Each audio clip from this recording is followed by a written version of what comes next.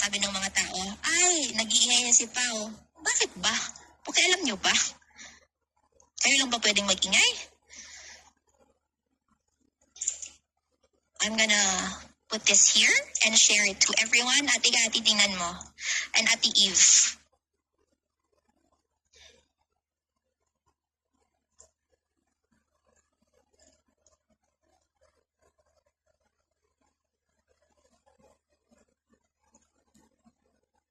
Yan. Kunin natin yung ano. Mga nanlalait, lumilipad ang bubong. I suppose this is what? This is who? Daisy? Nag-aalaga ng biik na utang, si Rose. Taga-timpla ng kape sa opisina. I don't know who that one is. Dapadapa, naihi, si Nani. Taga-patuka ng manok, si PH. You know, Ate Eve, tingnan mo na lang to.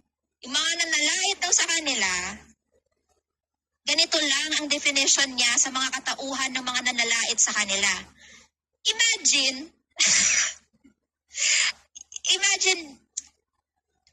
na inaano mo yung isang tao, na-isolate po sa yung isang tao sa taong lumilipad ang bubong, nag-aalaga ng biik na utang, taga-timpla ng kape. Ganun na lang ba yun? So kung kami babalik sa'yo with the same thinking, ano sasabihin nila namin sa'yo? Chiksikwada lasengga ng SOCMED? Chiksikwada bobo ng SOCMED? Tama ba yon? Kasi yun lang din naman eh. Kung mag-name calling tayo dito and ad hominem, pareho lang din naman. Kayang-kaya din naman namin ibalik sa'yo yan. Lahat. Sobra pa. Pero who gives you the right? Diba?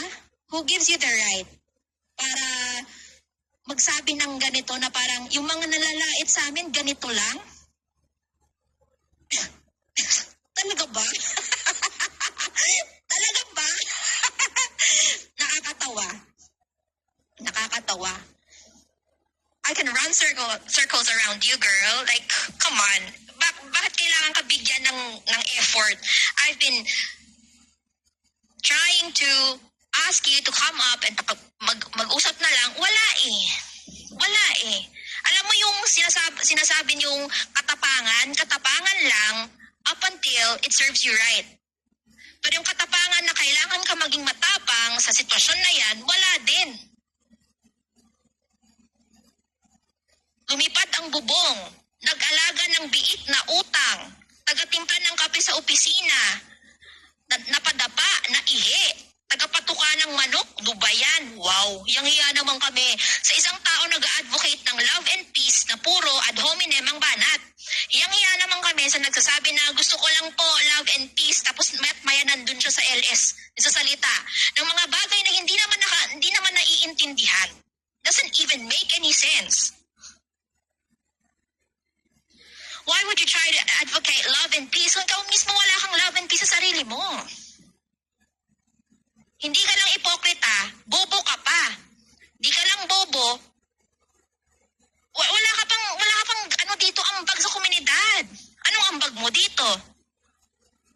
Anong ambag mo? Wala man nakukuha yung tao sa'yo dahil bobo ka. And for you to say that mataas kang nilalang over whoever you're referring to, it's a bit thick coming from you, hey.